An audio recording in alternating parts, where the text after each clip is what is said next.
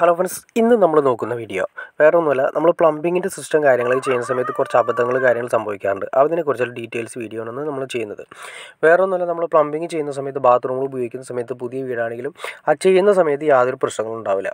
ഒരു കുറച്ച് വർഷങ്ങൾ കഴിയുന്ന സമയത്ത് പതുക്കെ ബ്ലോക്ക് ആവുന്നതായിട്ട് കാണാൻ സാധിക്കും. അതായത് 4 ഇഞ്ച് ഡ്രൈനേജ് സിസ്റ്റം. അതിൻ്റെ മെയിൻ കാരണമാണ് നമ്മൾ നോക്കുന്നത്. ഇപ്പോൾ നിങ്ങൾ കണ്ടോ, ഇതൊരു 4 ഇഞ്ച് പൈപ്പ് പോയിരിക്കുന്നതാണ്. ഇതിൻ്റെ താഴെ മണ്ണ് ഇടിഞ്ഞ് താഴേക്ക് പോയിരിക്കുന്നു കണ്ടോ. അതായത് മണ്ണ് റെസ്റ്റ് ചെയ്യാൻ വേണ്ടിയിട്ട് കണ്ടോ, ഇതുപോലെ തന്നെ ശ്രദ്ധിച്ചറിയാൻ പറ്റും കണ്ടോ, മണ്ണ് ഇടിഞ്ഞ് താഴേക്ക് പോയിരിക്കുന്നു.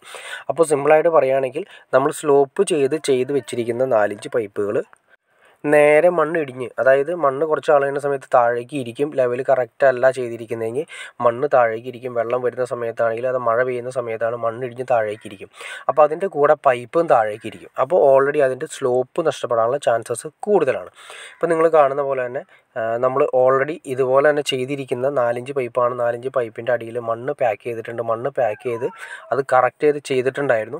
പക്ഷേ മണ്ണ് താഴേക്ക് ഇരുന്നു, അല്ലെങ്കിൽ വെള്ളം, അതായത് മഴ പെയ്യുന്ന സമയത്ത് മണ്ണ് താഴേക്ക് ഇരുന്നു. മഴയിൽ താഴേക്ക് അമർന്നിരിക്കുന്ന സമയത്ത് അതിൻ്റെ ബാക്കിൽ അടിയിൽ വരുന്ന മണ്ണ് കംപ്ലീറ്റ് താഴേക്ക് പോയി. അപ്പോൾ 4 ഇഞ്ച് പൈപ്പും, അതായത് നമ്മുടെ പൈപ്പുകളും താഴേക്ക് ഇരിക്കാൻ തുടങ്ങും. ഈ ഹോളുകൾ ചെറുതായിട്ട് വീണാണ്ടോ, അത് മണ്ണ് താഴേക്ക് ഇരിക്കുന്നതാണ്. അപ്പോൾ താഴേക്ക് പൈപ്പ് ഇരിക്കും. താഴേക്ക് ഈ പൈപ്പ് ഇരിക്കുന്ന സമയത്ത് ഇതിൻ്റെ സ്ലോപ്പ്, അതായത് എവിടേക്കാണോ നമ്മൾ കൊണ്ടുപോകുന്നത് അതിൻ്റെ സ്ലോപ്പ് നേരെ താഴേക്ക് ചിലപ്പോൾ ഇരുന്ന് പോകും, നേരെ ഓപ്പോസിറ്റ് ആയി മാറും. അപ്പോൾ നമ്മൾ ബാത്റൂം ഉപയോഗിക്കുന്ന സമയത്ത് ഈ പറയുന്ന താഴേക്ക് ഇരുന്ന് പോയ പൈപ്പുകളിൽ വന്നിട്ട് സ്റ്റോർ ആവാൻ ചെയ്യും. അതായത്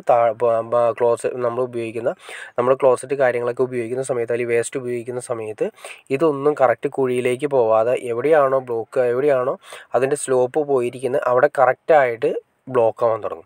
അപ്പോൾ അങ്ങനെ സംഭവിച്ച് വർഷങ്ങൾ കഴിയുന്ന സമയത്ത് വലിയൊരു ബ്ലോക്കായി മാറും. അങ്ങനെയാണ് നമ്മുടെ ക്ലോസറ്റിൻ്റെ അകത്തുനിന്ന് പിന്നീട് വെള്ളം ഇറങ്ങി പോകാത്തൊരവസ്ഥ വരും.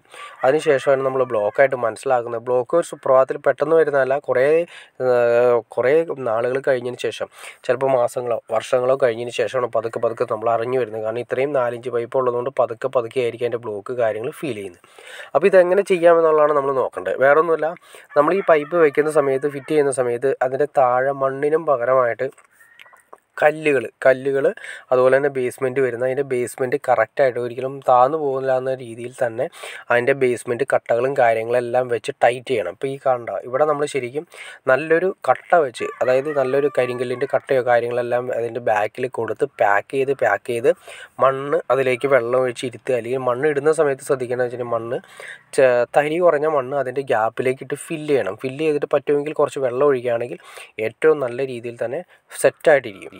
പിന്നെ അതുപോലെ തന്നെ നമ്മൾ ആ ലെവലിൽ വെച്ചേക്കുന്ന പൈപ്പുകളുടെ താഴെ നല്ല രീതിയിൽ കട്ടകൾ വെച്ച് ക്ലിയർ ചെയ്ത് വേണം പോകാനായിട്ട്. ഇതെല്ലാം ഇങ്ങനെയൊക്കെ സംഭവിക്കുന്ന സമയത്ത്, പെട്ടെന്നുള്ള വർക്കും കാര്യങ്ങളൊക്കെ ആവുന്ന സമയത്താണ് ഇതുപോലെ സ്ലോപ്പ് പോയി അത് ഭാവിയിൽ ബ്ലോക്ക് ആവാനുള്ള ചാൻസസ് കൂടുതൽ.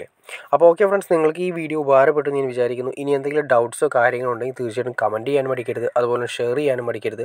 സബ്സ്ക്രൈബ് ചെയ്യാനും മടിക്കരുത്. എനിക്ക് തോന്നുന്നു കൂടുതൽ ആളുകൾ കാണുന്നവർ സബ്സ്ക്രൈബ് ചെയ്താണ് കാണുന്നത്. അപ്പോൾ അതുകൊണ്ട് തീർച്ചയായിട്ടും സബ്സ്ക്രൈബ് കൂടി ചെയ്തേക്കാം ഫ്രണ്ട്സ്, ലൈക്കും കൂടി ചെയ്തേക്കാം, ഷെയറും കൂടി ചെയ്തേക്കാം.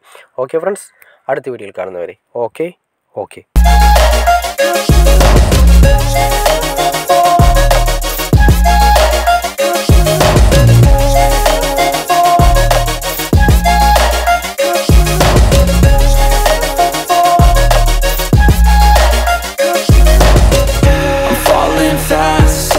Praying that this night's gonna last.